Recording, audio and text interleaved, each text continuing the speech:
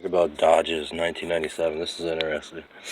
For all you that have Dodges, you know one thing about your Dodge. It requires the fact of a grease gun, or a greaser, as it's called. Like that one right there, and the one in behind, right down there where you can't quite see it. Little piece there, right there. That needs greased. These right here are manually greased when you pull one sway bar off. Do not bend them. Or not the sway bar. Yeah, there's the sway bar. When you pull this off, you do them both simultaneously, and that has to have grease up inside the bushing. Otherwise, it'll creak. Same thing with that one. As far as non-serviceables, it's better to get the serviceable one that goes up against that right there. And main reason it's a little dirty, but it's better than nothing. This is a pretty easy service truck. That one is the tire rod, and that gets greased right there. So there's a little tiny one underneath there that gets serviced and whatnot. But anyway, this is interesting because I mean this is the easy truck to do a brake job on, but it's the easiest truck to screw up too. All right, if you look right there, and I shake that, you're gonna see that bolt wiggle. And when that bolt wiggles, and as you notice, it's slightly off. And most will say, "Oh, it's angled." No, it's not. Now you'll see this one back here. See this one? This bolt up top goes right there. That bolt goes right there. Some of these trucks are screwed up when they use cutters, and if they use a cutter bolt, then you need more than likely 2 long bolts, or two mids. I think that's a mid after being cut, and that's just a long, or up here's a long and that's a short. That's what they don't tell you, is that some of the cutters have to be modified and whatnot. But right here is your brake. Bleed out your brakes. Everyone's like, "Oh, you change your brakes, you gotta bleed them." No, you don't. No, you don't. But this is definitely interesting. I have such little on there. I'm right down to the pad on this one. But I thought I'd just show you guys that. I mean, right there, that is. I'm wondering if that's overpressuring, because technically, you should be able to force that back a little bit by hand. And I've done it before, so you don't want a lot of pressure riding on your brakes when they're in park or in anything, otherwise you run right through brakes. Ain't good either. This thing right here, and this is something people don't know, is this, they say, is a link. But it also at the same time can be slightly your best friend, where you take this off and put that on a nut with one. And what happens is they used to have a connector here, and you'd have this, and you have one of these up here coming out here, and then it would strap on, and then you have a little pump. The pump up there would suck it back into the brake reservoir, and your brake fluid would actually constantly rotate. Problem of it is if you get too much, if the fluid don't go in here fast enough, and this is pumping faster than this can go in, you won't have brakes. So that's kind of the funny part. Now a lot of people are like, "Oh, well, this is what this does right here." But at the same time, I'm like, okay, if this is what this does, then where the heck is my return line? See, I only got one brake line in here. So where's my return line for my fluid to go back to the reservoir? It doesn't have one. That's another place that makes this vehicle technically illegal. because brake fluid has to go in. It can't come out through here and whatnot. So there's another manufacturer flaw with Dodge, beyond the fact I need brakes. But here's the other one. As when this truck was designed, you notice I just forced that out a little bit and whatnot. So I'll just force it out. And this is called what they refer to as a free air brake. That will run your brake pads off more than anything. What was supposed to happen is, and they screwed this up because they housed this piece right there. They housed this piece before they did a lot of things, which was stupid. And the union did it on purpose because they planned to screw a truck up. Now, what you can do to fix it, as a quick fix, because of how thick this metal is you rib the inside of this. You put a ribbing in, okay?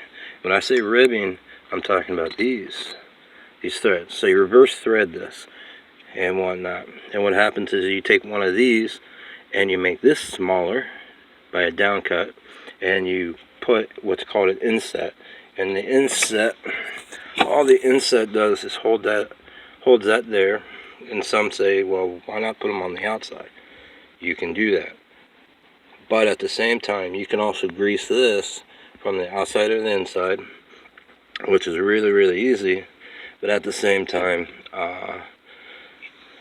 you achieve, multiple grease here, and you achieve this from being held on correctly and whatnot. Because this is illegal to have this caliper walking around. Okay, now I think yep, that's all. See, just wiggle it a little bit. See if my caliper falls off. And my mount on my caliper fell off. Right there. Came right out of that little hole right here. So whoever worked at this fucked up. So some are saying this can actually walk backwards. Check my brake pads while I'm at it. I can't. I got like 1/50th, and I'm roughly running on that one about 1/8 to 1/10. I say 1/8. Yeah, 1/8 on brakes. That's sad. Whoever oversighted that shit. Schneider oversighted that. See? Just pulled the whole freaking brake assembly off. And I know I didn't loosen these up. Now, in the event you cannot get these two things to work, this is like the perfect example for this, is if you can't get these to the screw in and whatnot, you see these things up here? What you can do is totally cut these down, because these are cuttable. You just take a quick knife and go right across and cut them, because these are just rubber back stoppers. These just help get down so far and whatnot. Let's see. So he put a flash insert. I see him. Alright. I'm glad I saw this, because I would have lost my freaking brakes going down the road. Now, let's see, I do got bottom brakes. And there, you see? Bad brake installation. I just pulled this off, and it came out inspection this way. So, bad brake installation. What I can do to service out my brake, because I ain't got a job right now, I ain't got money to sit here and piss around with this, this is an outer. They don't make outers and inners the same, so I'm definitely gonna have to get out and get a set of brakes today. Ain't that a bitch? Anyway, some of these trucks take what they call high ride, and then they take low ride. So if and the idiots down at the auto parts store, because there are some idiots in auto parts stores, if they ask you if you want a high ride or low ride, take the low ride. They run brakes a little bit harder, and when I say they run brakes a little bit harder, it means they're not as thick. Okay, these are low riding pads on these trucks, so you're going to use maybe 1 to 2 brakes a year, or not a year, every, what is it? Depending on your travel, you can use up to 2 sets of brake pads on every tire every 3 to 4 years. Excuse me. And that's the problem with these trucks. You can't put a high-rise pad on, because if you put a high-rise pad on, the only other choice you have, okay, is to go to a rotor that is low-profile rotor. And normally, and this is the other complaint, was, and this is a high-rise rotor. Okay, this, you can easily tell it's an inch right here. That's an inch. Yeah, that's definitely an inch. I mean, I'd say like a 7/8, but it's going to be between a 7/8 to an inch if it isn't. So, I mean, that's a high-rise rotor. So you use a low-profile brake pad, which when you're a mechanic, you're going to sit there and be like, okay, he's going to get, I'm going to get about 2 to 3 years on my brakes, which is decent. Most cars that use heavily traveled don't get that much. So I want to go to a ceramic brake, which will help take this high profile and cut it down. Now, if you get a low profile, you're going to get you're going to take about an eighth off of that to get a low profile.